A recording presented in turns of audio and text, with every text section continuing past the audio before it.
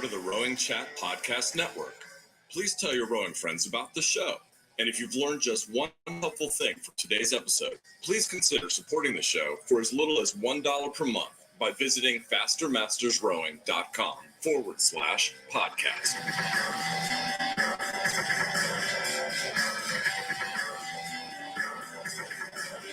And welcome to another episode of Faster Masters Rowing Radio with me, Rebecca Caro, and I'm joined as ever by Marlene Royal. Hello, Rebecca, and hello to our Faster Masters Rowing audience. Today we're talking about whether exercising with weights can make you live longer. We found an online article in which the authors claimed that it had been proven that to be linked to a lower risk of early death. Now, the article was in the newspaper The Guardian, which I will share, but it actually linked to a British Journal of Sports Medicine study.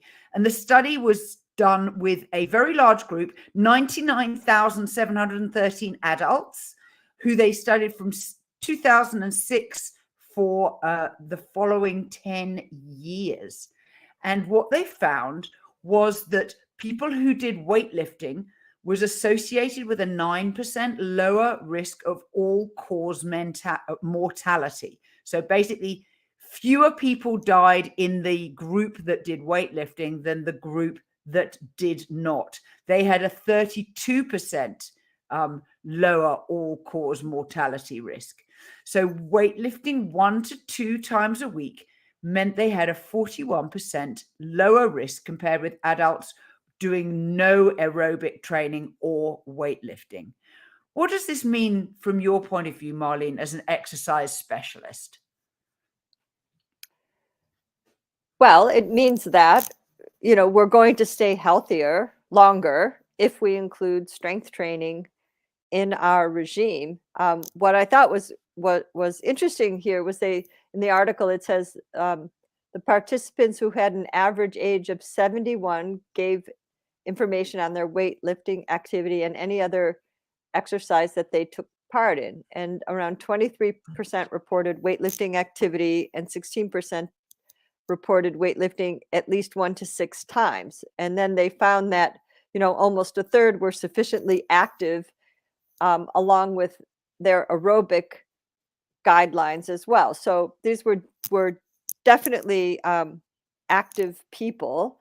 And, and the article goes on and it tells us that, those who took part in regular weightlifting were found to have 14% lower risk of death than those who met the aerobic activity levels had 32% risk of lower premature death. So, being focused on not only your aerobic endurance, but your strength, obviously had a big impact, and they said the study focused only on weights, but there were other types of muscle strengthening exercises included, such as push-ups, squats, Pilates, jumps, and burpees. Burpees are like those squat leap jumps. There's many names for them in rowing. They're really hard. They are really hard, but you can do them with no equipment and in very little space. So they have a place in your holiday exercise regime. But, the conclusion was here, I'm quoting from the article, our finding that mortality risk appears to be the lowest for those who participate in both types of exercise provides a strong support for current recommendations to engage in both aerobic and muscle strengthening activities. The authors wrote, older adults would probably benefit from adding weightlifting exercises to their physical activity routines. And, I think for our athlete population, they're already, our audience is already pretty active, but I think it just drives home the point that staying strong is also going to keep you much more independent. And, if we're looking at longevity, it isn't only how long you live, but how long do you have good quality of life? And I think that becomes a very big issue, because oftentimes weakness is a cause of falling, which can be a cause of breaking a hip or breaking a bone, a wrist. And the older one gets, the more a broken bone, such as a hip, can really traumatize the body and really trigger a whole cascade of unpleasant bad events, because whenever there's kind of trauma to a body, when a person is older, it reacts with the nervous system. It can then affect how organs function, and it can create a declining cascade just from something as a fall. So being stronger is going to keep you independent. It's going to keep you rowing. Certainly your rowing is going to be better, but also just thinking in terms of your activity of daily living. There are certain studies which are kind of interesting, measuring how quickly can you walk across the street as a determinant of longevity. Because once how your pace of walking, like once you cannot walk quickly enough to cross the street safely, that's it's a measure of decline. And there's some big studies out there who look at such measures of how quickly can you walk, and if you can't walk quickly enough to cross the street in the allotted time, that starts to become a boundary of a restriction of your independence of activities, right? It's something you have to contend with in daily life. But we have this book that we really like, and this book, it's called Thinner This Year, and it's written by Jen Sacheck, who is a rower. She races in the Head of the Charles and the Senior Master Women's Four for Cambridge Boat Club. And she is a PhD in nutrition, and she specializes in muscle nutrition. So she's a co-author along with Chris Crowley, who is a master's scholar, and he is now in his 80s, and in fact has raced in the Head of the Charles, being over 80. But Thinner This Year is really a lifestyle book about cleaning up your diet, living a healthy lifestyle, longevity. But it's written in a really tongue-in-cheek manner with terrific advice. So Chris is receiving the program, and Jen is, as the nutritionist, is giving him the program. But the reason I bring this book up in context of our study here about strength training, lowering the risk of premature death, because in this book, Jen Sacheck writes a chapter which is called Muscle as the Grand Negotiator of Body Signals. And this is an excellent chapter to understand, not just, having muscle doesn't just burn more calories. Having healthy muscle tissue sends a tremendous amount of positive signals into your body. And so I'm just going to read this paragraph that's called Muscle Said Signals. I won't go into the whole chapter, but it is quite an interesting chapter about how muscle tissue actually works in our body and how that ties in with the tide of aging and what you can do about it, because there is hope. So in this paragraph, she writes, muscle biochemistry is one of my science loves. And you go deep into muscle, you learn that muscles are at the heart of a complex signaling network. They are integral with the brain and the signaling system. Muscle acts in response to signals from the brain, billions and even trillions of them. Every muscle cell, every fiber has its own wire from the brain. Muscles are therefore nothing without signals. No signal, no movement, no action, and the muscle shrivels up and dies. It goes away. The stimulus must be constantly there to keep your muscles alive.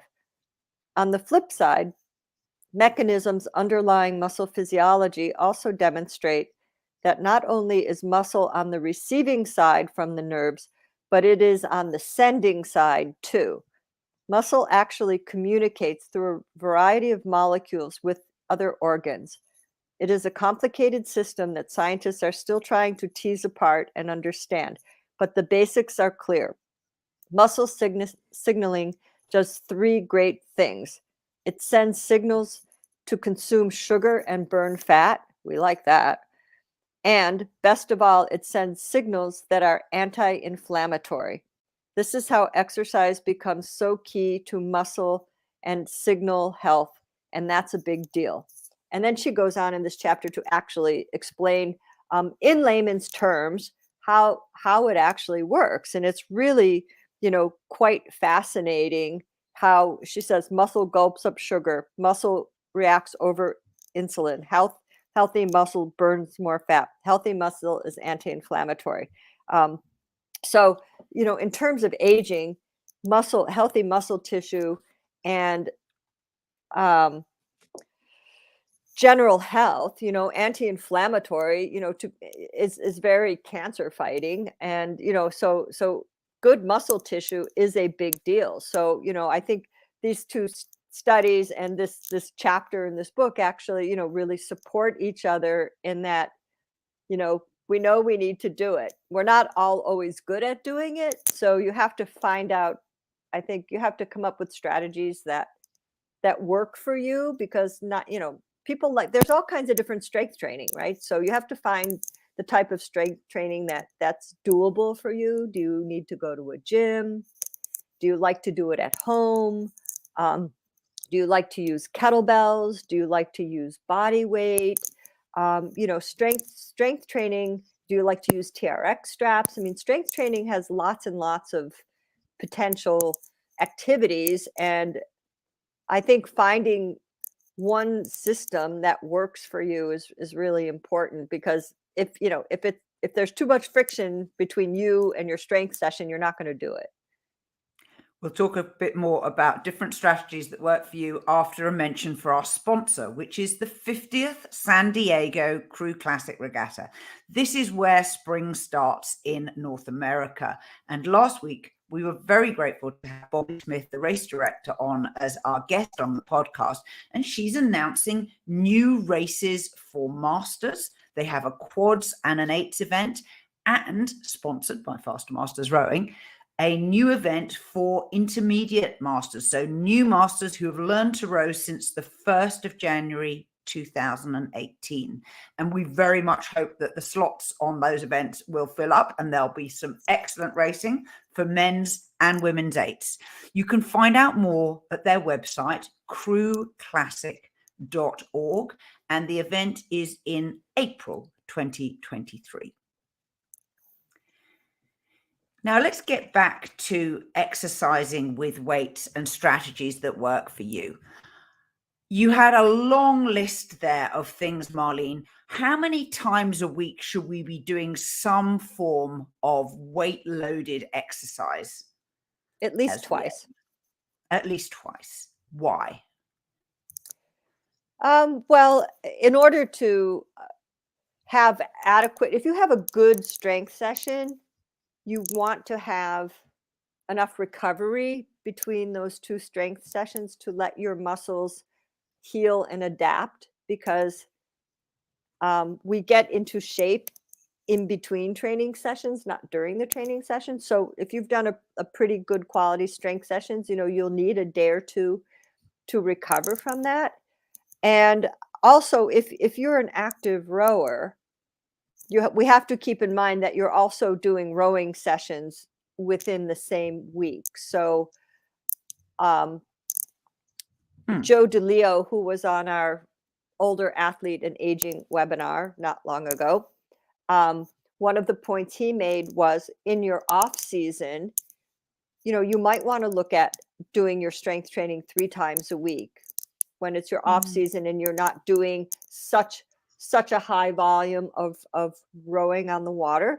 But when you're in your in season, 2 times a week is enough to certainly to maintain what you have and to make some gains, because you, as competing rowers, or your on water season, when you're simply rowing more, we have to allow for the fact that you're going to put a little bit more concentration on your rowing on the water during your on water season versus, say, your off water season. But I think that, again, if you can only do it once a week, and that's what's reality, do it once a week. But two is a really good amount of sessions to aim for. 3, maybe when you're not rowing quite as much and you're doing a little bit more cross training, but you can also vary it, right? You can perhaps one day you do body weight exercise.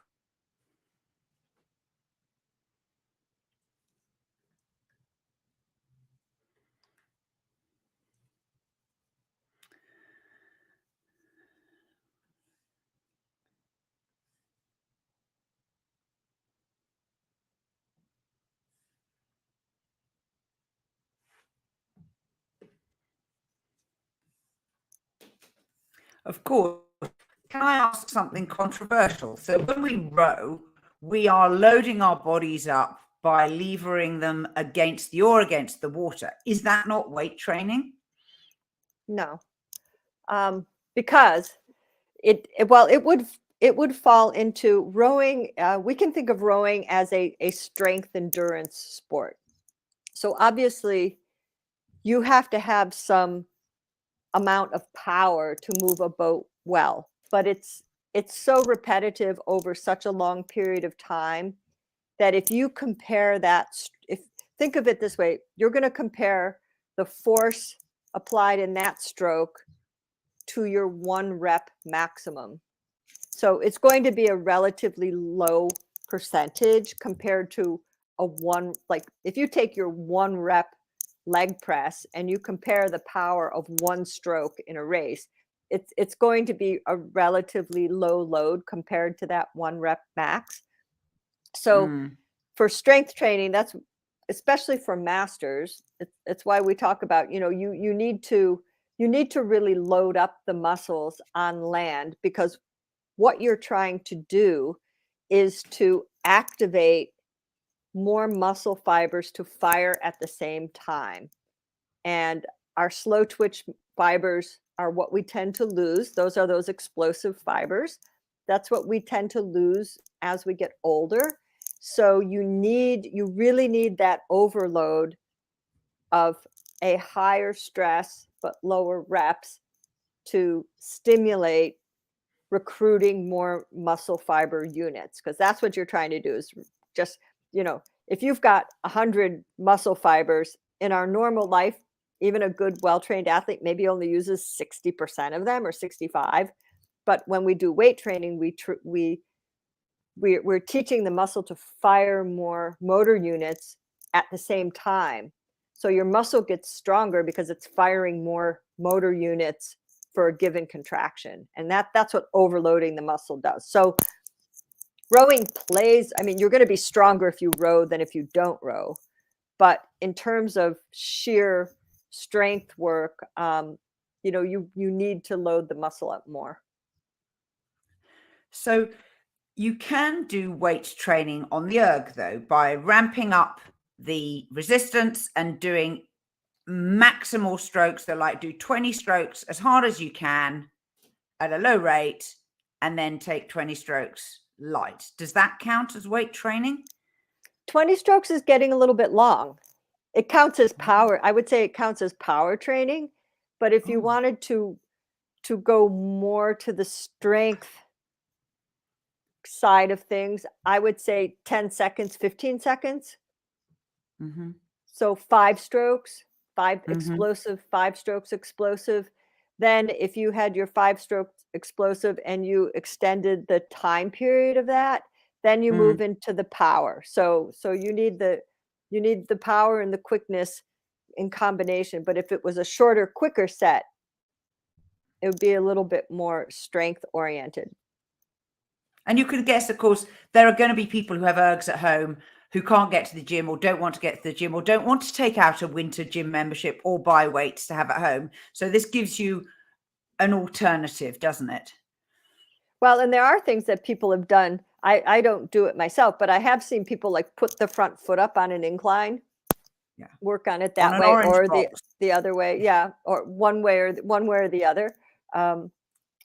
For some increased resistance, but you can certainly increase the resistance just like you can with a bungee cord on your boat, and you could do sets of 8 strokes or sets of 5 Yeah. strokes, and then rest your 90 to minute, 90 seconds to say 3 minutes, because you're using that ATP, CP, that anaerobic system, so that's really good for a short burst of time. So if you That- didn't have it, and body weight, like if you don't have anything at home, do a one-legged squat, okay? Mm. Because that's going to load up one leg a lot more than if you're doing a two-legged squat. So that's something. Push-ups, one-armed push-ups, can be quite You can difficult. dream. I was doing one-legged squats in the gym this morning. So basically sitting down onto a box or a chair with Yeah. one leg, 10 on one leg, 10 on the other. But then we went to do push-ups, and trust me, there is no way on God's earth at the moment that I have the capability to do a one-legged, one-arm push-up. 2 arms is just hard enough. Thank Yeah, you. well, right. And if you're doing I mean, the important thing is to do them correctly. So, elevate, that's how you grade a push-up. You can start out with, on a bar across a hack squat rack, for example, put a bar up and then push up against it. And as you get stronger, lower the bar, or do it against a box or something, so that you can do 10 or 12 reps, and The funniest version of that, I ever did was a Christmas holiday weight exercise. I forget which coach said it for us, and we had to do pull-ups and push-ups. And for the pull-ups, if you didn't have a pull-up bar, which most of us didn't, he suggested lying under the kitchen table and pulling yourself up. And I remember virtually tipping the whole table over. Oh God, I know. Right, or you could put a bar across the chair, and you could do sort of hold yourself in a plank position. Well, this is one thing, like TRX straps or some other kind of suspension strap. Really great thing to have at home, because you can do all these body weight exercises. You can do one-legged squats. You can do rows, horizontal rows with your body weight, and you can grade the activity based on how high or low your body weight is, right? So the stronger you are, the more horizontal you can be. You can work lowering, like we pull up, but lowering can be really killer. Lowering is an eccentric contraction, and you can build up quite a bit of strength lowering your weight, and you can lower more weight than you can usually pull up. So one of our wags on Facebook has suggested that if he just did 15 minutes of weights a day, he'd eventually get older and older. To which someone replied, yeah, when you're 200, all you do all day is weights. Right. But